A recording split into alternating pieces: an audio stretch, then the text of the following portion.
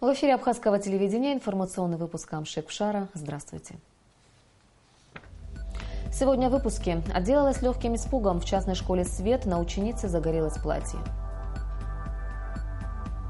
3000 тонн в год. В Пицунде начал работу тепличный комплекс по выращиванию помидоров. В ожидании большой воды жители села Кацикыт опасаются паводков.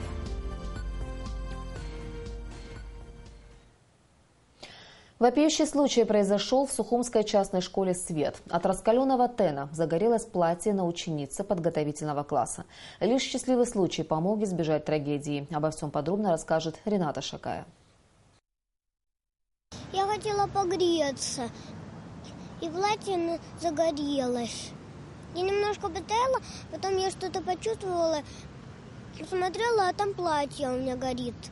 И я побежала к учительнице. И папа одного мальчика меня начал тушить. Тебе помогли? Появившаяся информация на просторах интернета о том, что ребенок чудом не сгорел заживо в школе «Свет», взбудоражила общественность и мгновенно разлетелась по страницам Фейсбука. Сегодня моя младшая дочь чуть не сгорела в собственном классе в школе «Свет». От неправильно установленных тенов на батарею загорелось платье. Хорошо, что в этот момент зашел родитель одного из детей, который руками потушил платье и спас ребенка. Директор же школы «Свет» сказал моей жене: «Что вы тут устраиваете? Виноват ваш ребенок в первую очередь». К счастью, обошлось без травм. Только волосы чуть обгорели. К сожалению, это не первый инцидент в этой школе. Бегают крысы, горит проводка, нет стекол. При этом школа платная. Нам удалось поговорить с одним из родителей ребенка. Мама девочки уверена, трагедии избежать удалось лишь чудом. Она застала тот момент, когда загоревшееся платье ее дочери Киры Капш уже потушили. В классе стоял запах гари и дым. Трагедия не случилась благодаря просто случайно зашедшему родителю, который фактически схватил моего горящего ребенка, на котором горела одежда. Вот посмотрите, как выгорело платье. То есть от платья не осталось половины платья нет. Вот это все горело на ней. Понимаете? Колготки точно так же. Просто счастье, что на ней была одежда полностью из ХБ, и она не получила сильных ожогов, только тепловые ожоги на попе, вот на ногах. Вот. Этот мужчина поймал ее, когда она бежала горящая по классу, схватил и руками начал тушить одежду. Дело в том, что это не первый случай в этой школе. В этом месяце у ее одноклассника сгорели джинсы при таких же обстоятельствах. Просто там была маленькая дырочка, и мама не обратила внимания. Она просто после рассказала преподавателю, как-то конфликт был урегулирован. Чтобы выяснить, как это могло произойти, мы отправились в школу «Свет». Первый вопрос, который нас интересовал: установлены ли на батареях решетки, которые позволили бы обезопасить детей от ожогов об раскаленные тены. Железная защита вчера она стояла? Да, конечно. Да. Стояла? Но, по словам мамы Киры, Екатерины, эта информация не соответствует действительности. Вчера этой конструкции не было. Более того, когда я сказала, что подобные батареи должны быть закрыты, такой конструкции, что дети не должны с ними соприкасаться, директор мне заявил: виноват ваш ребенок, который туда полез. Когда я упомянула о том, что пожарная безопасность не предполагает таких сооружений, он говорит: ну хорошо, мы, может быть, завтра что-то сделаем. И в итоге сегодня с утра до начала учебного процесса они огородили эту батарею. Тен вроде бы прикрыли, но провода наспех закручены изолентой, даже у нас вызвали опаску. А любопытному школьнику не составит труда расковырять их. Тогда жди беды. Сегодня в школе «Свет» обучаются около 250 детей, 5 нулевых классов, а это более 130 учащихся. В каждом классе установлены подобные тены для обогрева помещения. Судя по инциденту, сложно сказать, насколько они безопасны для использования в детских учреждениях. Наши вопросы вызвали у преподавателей вполне ожидаемую реакцию. Абсолютно страшного ничего не произошло, поэтому... Просто как у нас люди. А что вообще произошло? Приехали узнать. Что-то с ребеночком? Абсолютно ничего с ребенком. Просто ребенок близко подошел к тену и загорелось кусочек платья. Ребенок ушел в колготках, все. Единственное, что было, да, кусочек там, кусочек. Платье тлело или что, увидели, сразу потушили. Абсолютно ничего такого. Дети начали кричать, что пожар, пожар. Ну, такой реакции. Я вообще в шоке была. Я спрашиваю, откуда пожар? Не может быть. Вот Правда, мы не ожидали такого, чтобы так загорелась девочка. Во-первых, она маленького роста у нас, у нее пушистое платьице. И оно тоненькое. Вот я говорю, она была очень легко одета вчера. И, видимо, она настолько сильно прислонилась. Это надо прямо даже сесть, наверное, да, на эту, чтобы так загореться, вот честно сказать, да. Нам все же удалось пообщаться с директором школы «Свет». По его словам, руководство школы сожалеет о случившемся и готово возместить моральный и материальный ущерб. К сожалению, я могу только констатировать, что у нас такого случая не было ни разу в течение стольких лет. Это вот первый случай, когда ребенок попал туда. Мы приносим наши глубочайшие извинения родителям и ребенку и готовы компенсировать и моральный, и материальный ущерб, если таковой имеется. То есть мы к детям относимся как к своим личным детям. Поэтому вот такая, я даже назвал бы недоразумение. Слава Богу, что ничего страшного не случилось, только одежда. Но опять же, это, конечно, очень неприятно. Я понимаю родителей с их переживаниями. Поэтому я вот в течение вот этого года, я все эти вот батареи, я все сниму. Мы в некоторых классах уже поменяли, поставили нормальные уже отопительные. Просто из-за нехватки средств так получилось, что мы вынуждены просто вот на этом выходить. Но в этом году я уже куплю настоящие печки, повесим на стенах, чтобы было вообще безопасно. В пожарно-спасательном отделении отряда по охране МЧС нам объяснили, что в школе «Свет» неоднократно выписывали штрафы за несоблюдение пожарной безопасности. Когда мы даем им предписание, выявляется нарушение, мы пишем им штраф. Мы написали протокол, штраф, они оплатили. И вот так постоянно, на протяжении всего времени. Мы пишем штраф, они оплачивают, вот и все. А сами нарушения, сами пункты, они ничего не... по возможности что-то делают, но приобрели какие-то огнетушители, что-то делают, но очень мало. В 2013 году в частной школе «Свет» остро стоял вопрос о ее закрытии. Школе даже не хотели продлевать лицензию. Тогда ее вроде бы привели в порядок и лицензию все же выдали. С тех пор прошло несколько лет, но годы, видимо, не пошли школе на пользу. Несмотря на то, что нормы безопасности в школе не соблюдаются, для учителей главное, чтобы «Свет» не выключили из общей системы образования. Рената Шака, Эльдар Дамиров, Абхазское телевидение. Президент Рауль Хаджимба подписал закон Республики Абхазия об уполномоченном по правам человека в Республике Абхазия. Настоящий закон принимается в целях обеспечения всеобщего осуществления прав и свобод человека, а также реализации государственной власти в соответствии с принципом добросовестного управления и определяет правовой статус, организационные формы и условия деятельности уполномоченного по правам человека в Республике Абхазия. Закон был принят Народным собранием 10 февраля.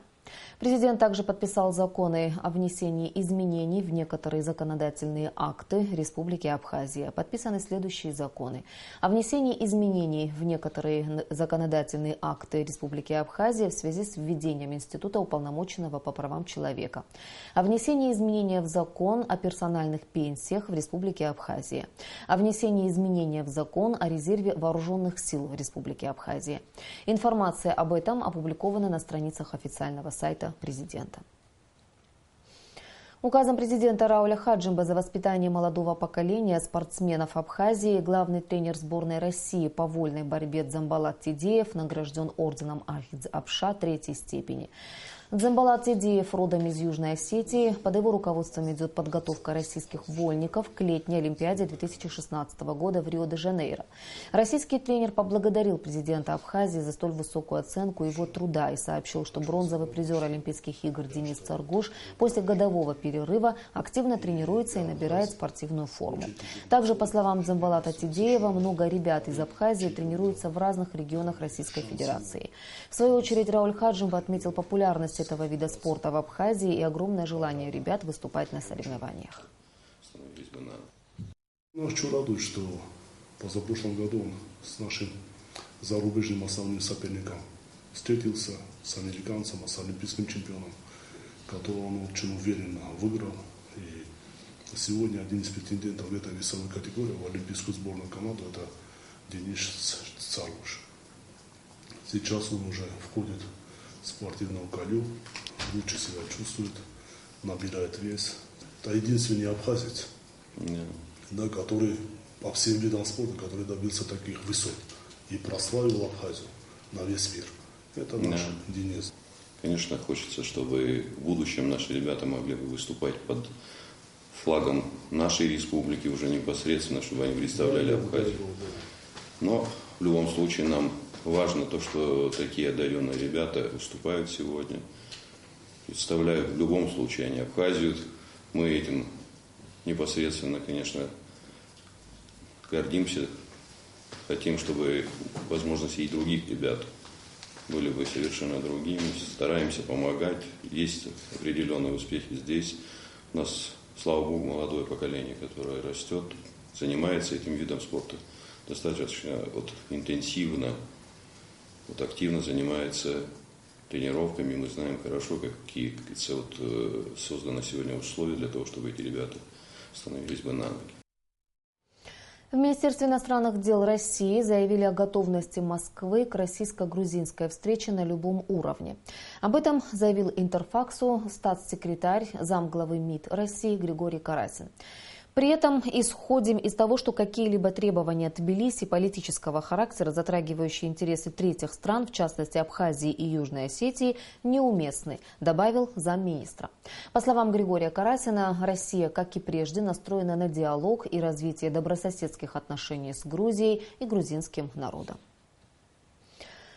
В Пицунде открыт тепличный комплекс по выращиванию помидор. Предприятие – результат государственно-частного партнерства. Министр сельского хозяйства Тимур Эшба побывал на комбинате и поздравил генерального директора Ибрагима Авицба с запуском производства. В поездке министра сопровождали и наши корреспонденты. Репортаж Амры Амичба. 5 гектаров земельной площади занимают теплицы, в которых выращивают помидоры. Высажены 180 тысяч корней томатов сорта «Ветка». В год планируют собрать до 3,5 тонны. Этим росткам уже 14 дней. Первый урожай ожидается в конце апреля. Мы их сажали, их корней вообще почти не было. После того, как мы посадили, в течение 10 дней они начали пустить корни. Видите, белые. Пока мы их ставим сюда, когда уже корни вырастут, вот здесь полностью будет бело, мы их выставляем сюда. По словам гендиректора фирмы «Авиагро» Ибрагима Авицба, выращивание томатов производится по голландской технологии. Мы год назад установили здесь аппарат, наш климат, чтобы изучить полностью, сколько дней солнечный, сколько дождливый, температура и влажности. Это все изучили, самые подходящие, которые это климат, выбрали, это технология. В теплице наряду с зарубежными специалистами работают местные жители. Студент агроинженерного факультета АГУ Аста Мурсаканя проходит здесь практику.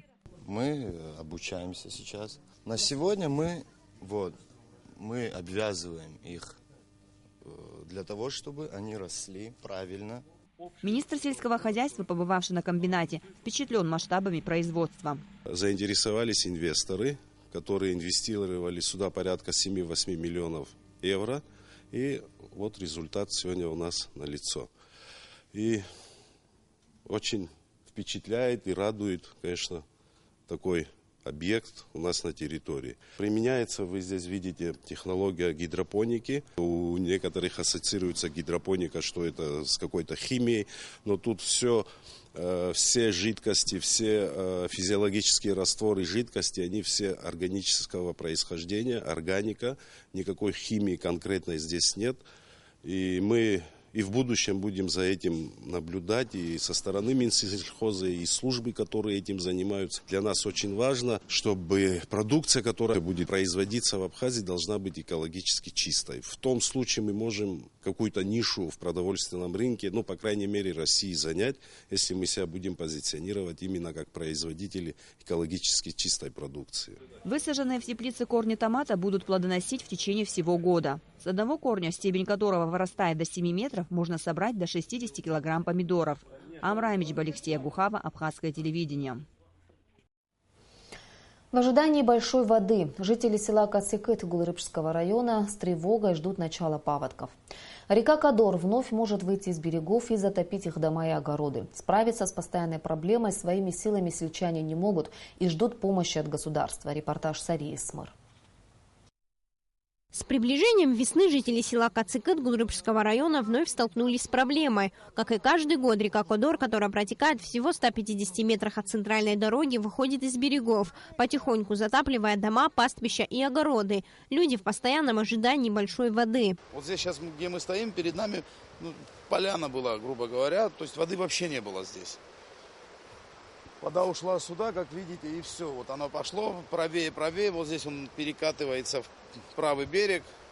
И вся беда, как бы старт беды на сегодняшний день получается здесь у нас начало. Раньше Кодор протекал в 500 метрах от села. Его жители не сталкивались с проблемой паводков. Но несколько лет назад река поменяла русло. С тех пор каждую весну здесь ждут с тревогой. Заявления с просьбой помочь жители села писали не раз. Приезжал сюда и премьер-министр Артур Микваби. Были намечены работы, но главная проблема в их финансировании. И изо дня в день ждем. Но эти дни никак не заканчиваются. Никакая техника к нам не доходит. А человек, который будет работу проводить, честно говоря, ждет финансирования. Много затрат, то есть работа объемная, но человек с кармана, видать, не может это сделать. Вот вся задержка финансирования. Кацикыт – село большое, здесь около 200 дворов. Такие паводки уничтожают хозяйство, в том числе домашний скот и птицу. Многие не успевают собрать кукурузу с полей. Сельчан волнует и тот факт, что река практически вплотную подошла и до кладбища. Я беспокоюсь за кладбище, мои родные.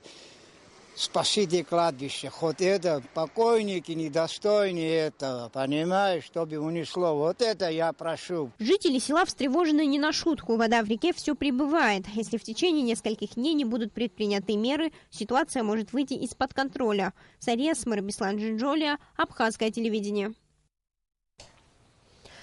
Квалификационная коллегия судей Республики Абхазия объявляет о приеме заявлений лиц, претендующих на занятие вакантных должностей судей Очемчирского районного суда – 2 единицы и Гудаутского районного суда – 1 единица. Прием заявлений осуществляется в помещении Министерства юстиции, расположенного в Сухуме по улице Званба, 4-й этаж, с 20 февраля по 15 марта включительно. В эти дни в Абхазии находится общественный деятель Республики Адыгея Руслан Гвашев. Он встретился со студентами исторического факультета Абхазского государственного университета. Речь шла о проблемах, которые волнуют общество. В первую очередь это взаимоотношения Абхазии с братскими народами Северного Кавказа. Руслан Гвашев преподнес подарки сотрудникам АГУ, а те в свою очередь подарили гостю памятную монету с изображением Владислава Ардзенба. Я очень хотел этой встречи. Идея принадлежит Нанули Лакашия, с которой мы прошли, не побоюсь этого слова, войну рядом. Она работала в штабе конфедерации, я некоторое время возглавлял. И когда она подала эту идею, узнав, что я собираюсь в очередной раз в Абхазию, я с удовольствием согласился. И если мы постоянно не будем заботиться сегодня, чтобы этот мост жил в реальной жизни, не ожидая никаких катаклизмов, а обоюдно это братство в реалиях работало в сегодняшних реалиях, это моя болезнь, я от этого свернуть с этого пути не смогу уже. Абхазские студенты, желающие поступить по лимиту в высшие учебные заведения России, должны будут сдать экзамен по абхазскому языку. Такой порядок сдачи экзаменов был введен несколько лет назад. Но если в прошлом году абитуриенты поступали в российские вузы без сдачи этого экзамена, то на этот раз он будет обязательным. В этом году только по линии Россотрудничества Абхазии было выделено 222 квоты по разным специальностям и направлениям. Все абитуриенты, которые будут поступать в российские вузы, обязаны пройти экзамен по абхазскому языку.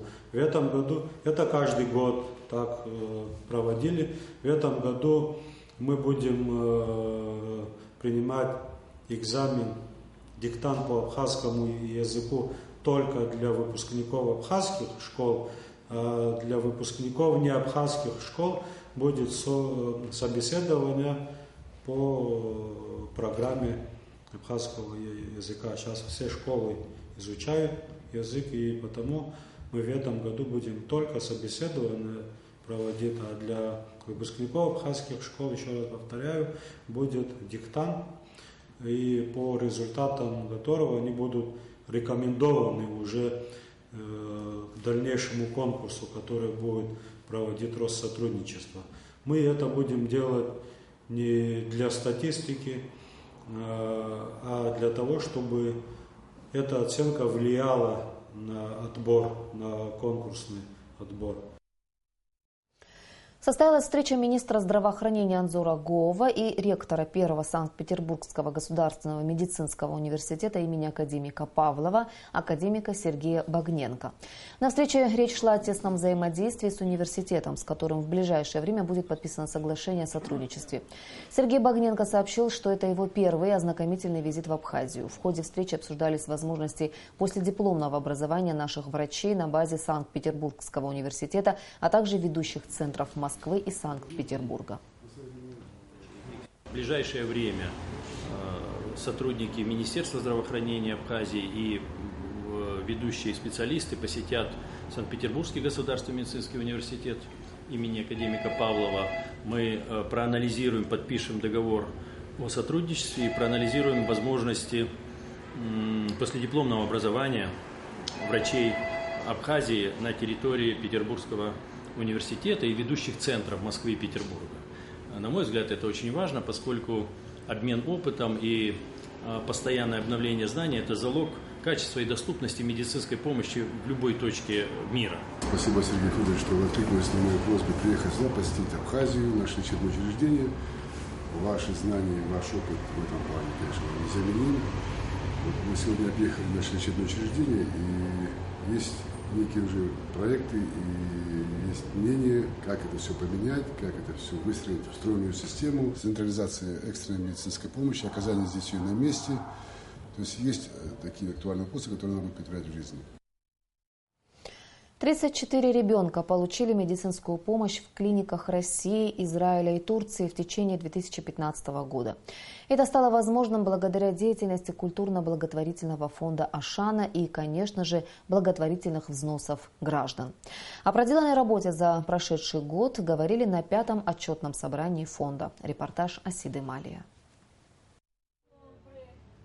Отчетное собрание объединило множество людей, среди которых маленькие подопечные фонда, и они на пути выздоровления. Это главный результат совместных усилий фонда с благотворителями. История 8-летнего Инала Агарба о том, как важна своевременная помощь. Так случилось, что безобидные игры могли лишить зрения совершенно здорового человека. Со шприца воду друг друга наливали, иголка не зажалась, оказывается, и прямо в глаз попала. Ну, они скрыли, не сказали в тот день. На второй день вижу, у ребенка глаз красный.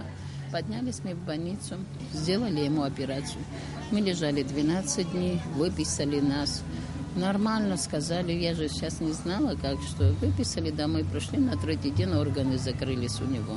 Повреждение сетчатки глаза, инфекция. Была необходима повторная операция. В фонде «Ашана» откликнулись на призыв о помощи. Так Инал начал лечение в одной из московских клиник. Врачам чудом удалось сохранить зрение Инала. Сейчас он видит всего на 4%, и ребенку предстоит пройти многоэтапный курс восстановления. Сможет ли и дальше помогать в этом фонд «Ашана» зависит от каждого из нас. Эти слова не единожды повторяли на отчетном собрании, ведь помощь возможна только благотворительными взносами. За 4 года мы оплатили 165 курсов лечения 88 детям.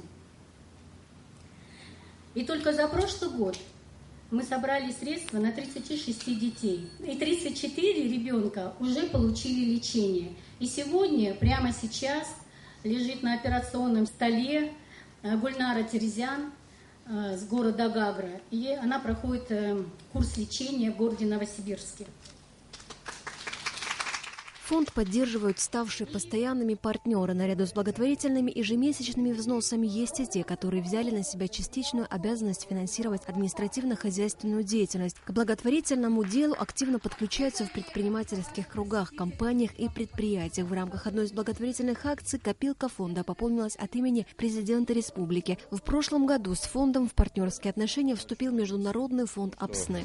Проблема ДЦП – это не только проблема больного ребенка, но и проблема его семьи, которые на протяжении всей его жизни должны тратить очень много денег на то, чтобы поддерживать такого ребенка. И мы думаем, что фонд «Ашана» делает очень большую работу, И необходимо консолидировать все усилия, чтобы помочь таким организациям, как Ашана. Многие благотворительные акции были инициированы и осуществлены жителями страны непосредственно. Особо важно отметить неравнодушие юных граждан к беде сверстников, которые на протяжении прошедшего года в школах и даже во дворах своих домов проводили акции, а собранные средства отправляли на счет фонда. Компании сотовой связи А-Мобайл и Аквафон в тесном партнерстве с фондом. Они также проводят важную работу по информационной поддержке. В этом русле с фондом сотрудничают множество средств массовых информации республики. Кстати говоря, в прошедшем году на счет фонда от перечисления абонентов сотовых связей поступил 1 миллион 413 тысяч рублей. Были отправлены около 700 СМС. Самым милосердным абонентам вручили цветы и памятные подарки. Сотрудники фонда и, конечно же, сами подопечные не скупились на слова благодарности. Родители уже здоровых детей и тех, кому предстоит продолжить лечение, не могли сдержать слез боли и радости.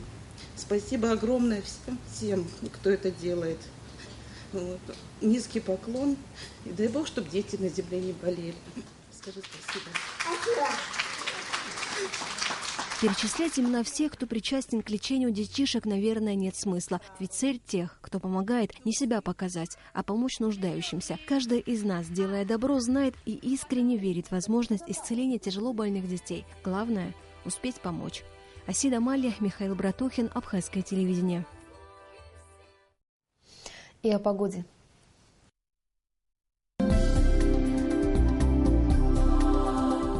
По сообщению Гидрометеослужбы, в субботу в Абхазии ожидается преимущественно ясная погода. В воскресенье ожидается переменная облачность, возможен дождь. Температура воздуха ночью плюс 11-13, днем плюс 16-18 градусов.